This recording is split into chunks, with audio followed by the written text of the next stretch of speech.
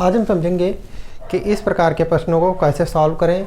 जैसे कि दिया है x is equal to under root a into under root a into under root a फिर इंटू अंडर रूट ए और फिर इनफाइनाइट तक दिया गया है। इसी प्रकार दूसरा क्वेश्चन है x is equal to under root 7 into under root 7 into under root 7 फिर इन्फिनिटी तक दिया गया है और x की वैल्यू हमें पता करनी है। तीसरा क्वेश्चन है a is equal to under root 3 into under root 3 into under root 3 मतलब अंडर रूट 3 की गुणा इन्फिनिटी तक दी गई है यानी इनफाइनाइट तक दी गई है, तो हमें पता करना है a की वैल्यू क्या होगी। सबसे पहले हम पहला क्वेश्चन देखेंगे। काफ़ी आसान से क्वेश्चन होते हैं, केवल थोड़ा सा ध्यान देना होता है। इस प्रकार के क्वेश्चन को जो है आसानी से हल किया जा सकता है। तो इसमें जो x दिया गया है, इसमें जब हम देखेंगे ये जो है ये हमारा x ही लिखा हुआ है, तो हम लिखेंगे a इंटू जो है ये मान जो है x ही है, तो यहाँ पर हम लिख देंगे ये इंटू में x। अब दोनों पक्षों का वर्ग अगर करें तो x square is equal to under root a into x.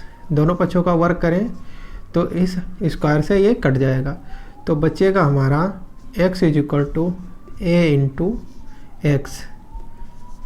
तो x से इसकी एक घात कट जाएगी, तो हमारा यहाँ पर मान हो जाएगा x is equal to a। तो हमारा मान क्या आया x is equal to a। अगर x इज इक्वल टू दिया है a under root a under root a under root a इस प्रकार से दिया है, तो x का मान a हो जाता है, यानी x is equal to a। जो अंडर रूट में दिया है इंटू में वही इसका मान हो जाएगा। दूसरा क्वेश्चन है x is equal to under root 7 under root 7 under root 7 दिया गया है। इस क्वेश्चन में भी जो अंडर रूट में जो दिया गया है x का मान वही हो जाएगा, यानी अंडर रूट 7 दिया गया है तो x का मान हो जाएगा हमारा 7। अगर इस प्रकार से कोई भी क्वेश्चन है, जैसे इसमें a दिया गया है a is equal to under root 3 into under root 3 into under root 3 और इन्फिनिटी तक दिया गया है, इनफाइनाइट तक, तो इसमें जो हमारा a का मान हो जाएगा वो हो जाएगा 3। a का मान आ जाएगा 3। इस प्रकार का कोई भी क्वेश्चन हो, जैसे कि यहाँ पर अगर आपसे पूछा जाए कि कोई अन्य क्वेश्चन जैसे x is equal to under root 7 जैसे कोई क्वेश्चन है x is equal to under root 5 under root 5 under root 5 और इंटू दिया गया है ये इन्फिनिटी तक, तो यहाँ पर x का मान हमारा हो जाएगा 5। तो इस प्रकार के प्रश्नों में ये केवल थोड़ा सा ध्यान देना होता है, और ये कैसे आता है वो इस क्वेश्चन में आपको बताया गया है कि कैसे x is equal to a आता है।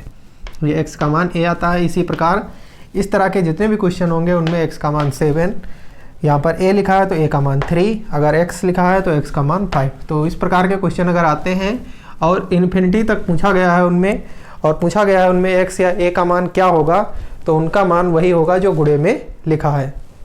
तो इस प्रकार x का मान a, x का मान 7, a का मान 3 और x का मान 5 आ जाएगा। तो इस प्रकार के प्रश्नों को इस तरह से आसानी से हल किया जा सकता है। अगर आप इसका स्क्रीनशॉट लेना चाहें तो इसका स्क्रीनशॉट ले सकते हैं।